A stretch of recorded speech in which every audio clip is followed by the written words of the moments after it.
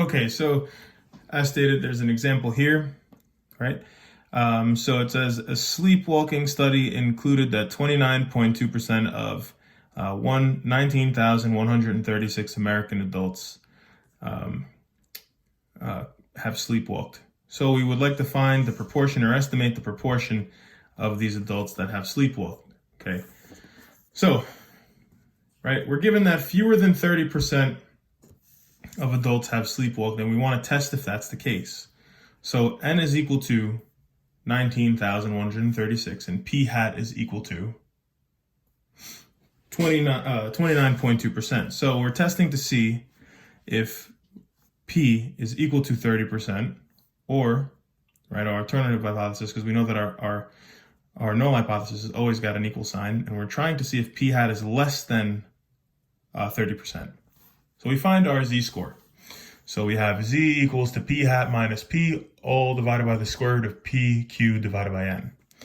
Okay, so we compute that as you see here.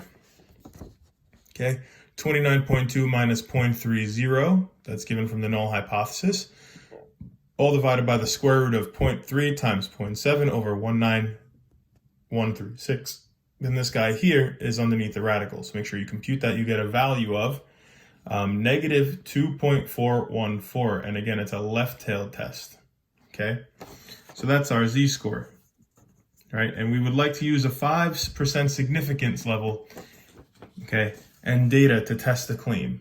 So that means that my null hypothesis is still p equals 0.3, right, for 30%. My alternative hypothesis is that p is greater than 0.3, okay. It could also be p is less than 0.3, right? And my score right here is negative 2.414, so we'd like to test that. We'd like to test that value here.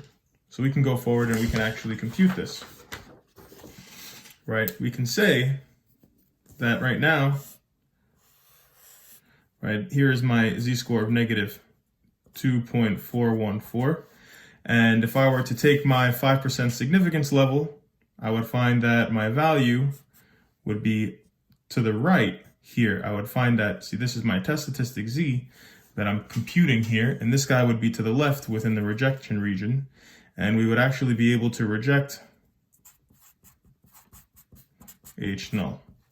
Okay, and if we did it to the right, where p is greater than 0.30, we would also be able to, well, you would be able to test to see what that case is. Okay, but let's just stick to the case where p is less than 0.30, right? And we already know that we would reject the null hypothesis, and we'd be able to make the claim that there is evidence supporting the fact, or not the fact, but there's evidence supporting that p hat is less than 0.30.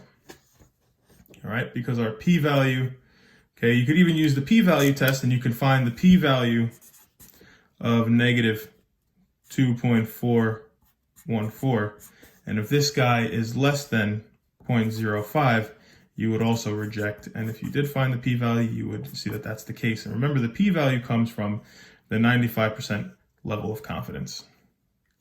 Right, so we can go on to the next topic. We were just finishing off 8.1. The next topic is 8.2, right? In 8.2, we are testing p, which is the population proportion, okay? Last time we used the p-value method to test the hypothesis that the majority of people were uncomfortable with drone deliveries. We also looked at the critical value method, okay? And we even looked at the confidence interval method. So let's recall the confidence interval method, okay? So we would use p hat plus or minus e, which is equivalent to p hat is plus or minus z alpha over 2 times square root of p hat q hat over n. This will allow us to give us a left bound and a lower bound, all right? A left bound, a lower bound, and a higher bound that tells us where our population proportion should be.